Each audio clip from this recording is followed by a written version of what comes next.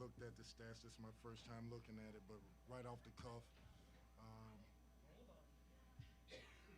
for you, only for you, Rick. Um,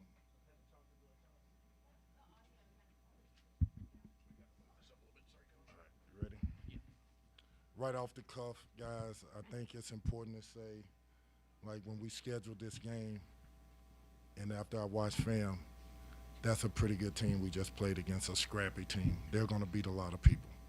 They fought, they shoot the three, they drive you, they force you to help. If you can't keep the ball in front, they're coming at you. Um, I thought we needed this win, and we needed it for the guys in that locker room. So for me to sit here and talk about strategy and this and that, they fought for a win and they got a win. It wasn't pretty, but we executed. I think they said every possession in the second half except 7, we got the ball in the paint. That's pretty impressive. That's the way we want to play. We want to attack people, and then we want to play unselfish. Questions? Hey, Kenny, when you go into halftime trailing by 8, was there a player who stepped up to be a leader, and talked to the guys, or was it, just more so, things coming from you and things that they can work on after the first half? I don't really know if they talked amongst themselves before I got in the locker room. To be honest with you, I went in the locker room and I jumped Trey White. You're not going to play that. You didn't come here for that, to play that way. You're not. You are a stat sheet filler. I need you to defend. I need you to rebound. I need you to share the ball. I need you unselfish. If you think in your mind that you're going to win the game for us and play at your pace and do it your way and try to win, it's not going to happen. You will look bad. I need you to play unselfish. I need you to rebound. I need you to pass. I need you to be a willing passer, and I need you to be about your teammates. If you can't do that, you got to sit. I think he made the adjustment better in the second half, and the same for Sky. Listen, at the end of the day, as a coach, you have to challenge your best players. You have to. I need Sky Clark to play to get 10 assists. He's going to score. You're playing basketball to get 10 assists. If you do that, the rest of the guys on the team will play within a rhythm. Then we're a really good team. If you play to score, we're not going to be a good team. We look selfish. But again, hats off to Brandon, 10 rebounds. Mike James, I say it all the time, if you had 8 Mike James, you don't lose. His will, his fight, it's not about his talent. It's about his work ethic, his professionalism, coming in every day, just fighting to get win and fighting to get better. What happened at the end of the game? Take us to me. You have the ball. You could hold it for a shot. Look, you were talking about Trey. Looked like he kind of forced that, but then he also, I'm not sure, he got it back. I guess he lobbed it up to JJ. We work on that in a drill every day where if we miss the shot or something, we tip it up in the air so that the other guy can dunk it. And, I guess it paid off. I told him in the locker room, isn't it amazing how everything that we practice, and from the outside looking in, it may not look like it, but every single thing that we practice is vital to us winning. Retreat drill, keeping the ball in front, boxing out, not looking at the ball in the air, going to find a body, getting in the lane, kicking out, accelerating through layups, all those things, making the extra passes, stunning and making it tough twos opposed to sagging in and giving up a 3. Everything that we practice religiously, hard from a fatigue state, translates to winning. I just need those guys to understand, and this is new. This is still a young team, but I need them to buy into that. And don't worry about how hard practice is. Worry about why we're practicing that hard. UMBC lost one of its guards to foul trouble early in the second half, had 2 others with 4. How much did that impact your strategy and your desire to attack the basket? I love the fact that we got them in foul trouble. I love the fact that we shot a lot of free throws. I hate the fact that we missed a lot of free throws. What happens if we make another 8 free throws? Like, what happens? What happens if we make all our free throws? We're a good shooting team. make your free throws. Like, you did the hard part, drawing the foul. Now go up and finish them. Finish the game. I love the fact that it was hard-fought game. It could have went either way, but we fought out a win. We're 1-0. Kenny, how much did you guys kind of need to win like this, given last year so many of these kind of one-possession games didn't go your way? I think it's everything. I think for their morale, when you see in the locker room the guys are excited, yelling, screaming, jumping up and down, even though they didn't play great, I think it becomes obvious as a coach just how important and how fragile winning is. The other thing is how fragile the human mind at a young age is.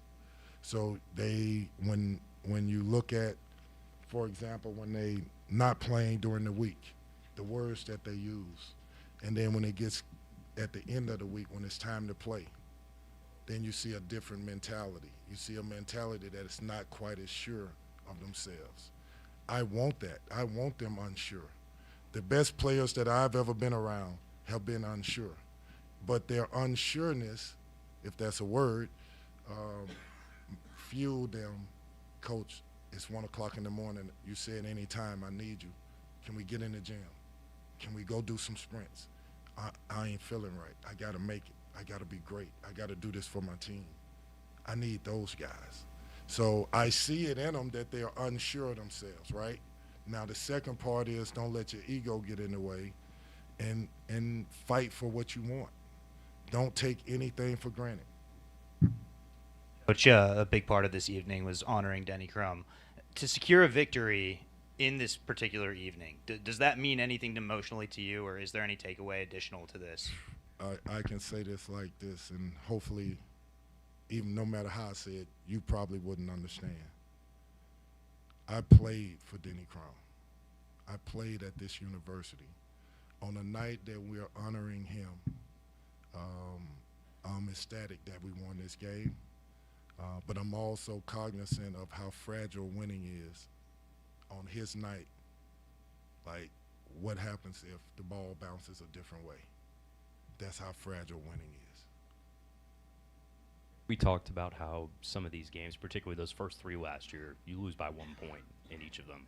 Does it boil down to something simple as fight, resolve, that makes the difference and swings it the other way to get a couple breaks?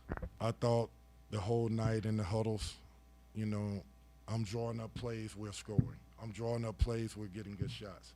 But the whole time I'm saying, guys, no matter what I draw up, this isn't about X's and O's. This is about your will to keep the ball in front. They get one shot, and then we get it and run it down their throats.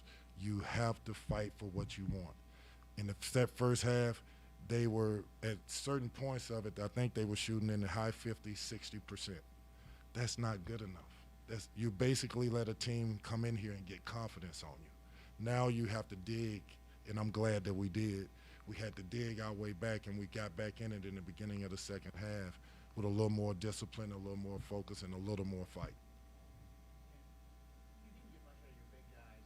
Second exhibition game. Is that kind of what you – Huntley Hatfield, you already mentioned him, but Okorafor, too. He played some minutes and affected the game when he was on the court. Is that – for those two guys, I mean, you feel like that's what you need to get out of them? I mean, I am happy that Emmanuel played, 10 minutes, had 6 rebounds. He was active. He was big. I go back to Brandon, 10 rebounds. For him, that's huge. That's huge. Those two guys, I need them to bring it for this team to be good. I need them to bring a physicality to the game. I need them to bring the rebound and the screening to the game. If you look at the way we screen, basically when we screened well, the guards went downhill and got layups. That's a product of physicality, being strong in your screen. So I'm proud of them, but we have to build on it. Did you say anything to Mike to get him going, or he seemed like he really got very aggressive and assertive in the second half? I think you don't really have to say anything to guys like Mike James. They have a love for winning. They have a love for competing. Mike James is very astute. He watches everything. He sees everything. He's listening to everything. And he has a will to win.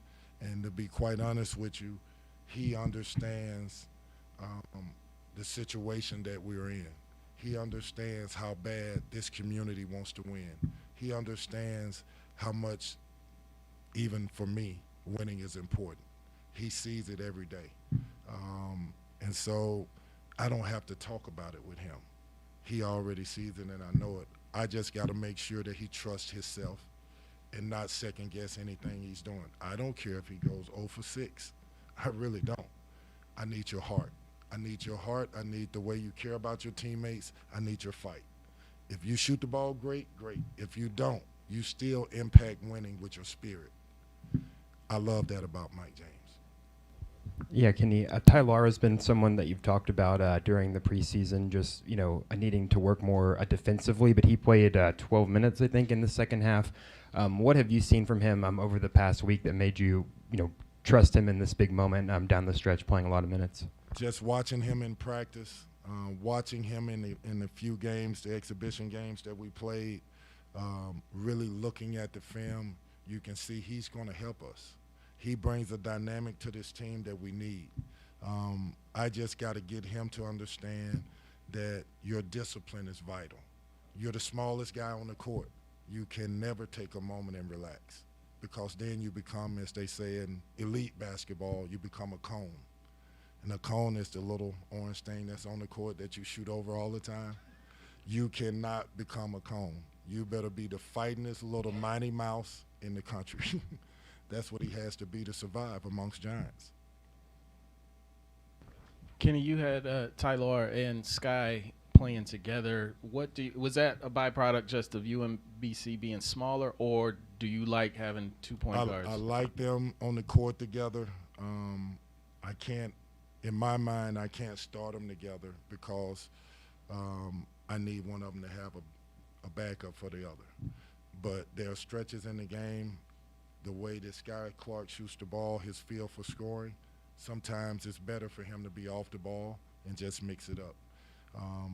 What I'm really hoping is that as this year goes along, that we become one of the best defensive teams in the country. It did not look like that tonight.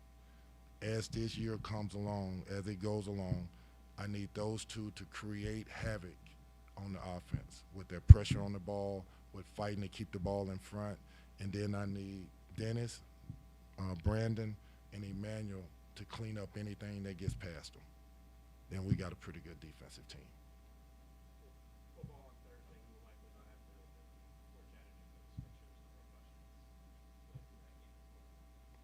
Enough about me. You got to want to talk to the guys. Like, you got a question?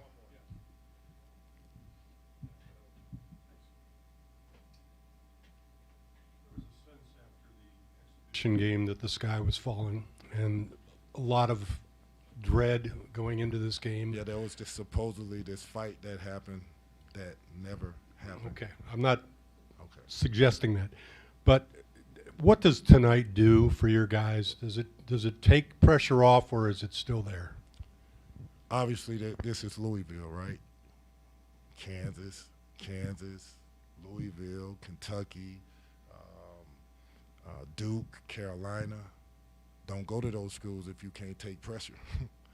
Like, you're amongst the best of the best. So obviously, this program has had a lot of things happen to go the wrong way, right? So our jobs, my job, their jobs, is to fix it.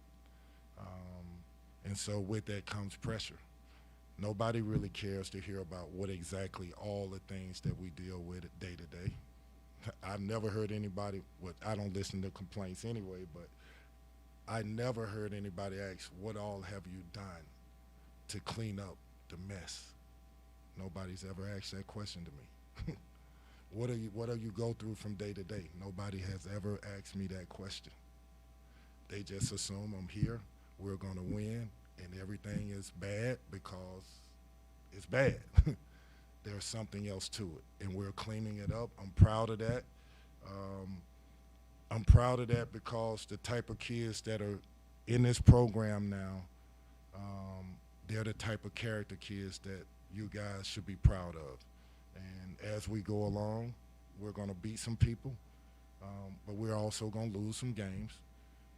We're not going to go undefeated, but we're going to show you, hopefully with our character and with our work ethic, that this is headed in the right direction.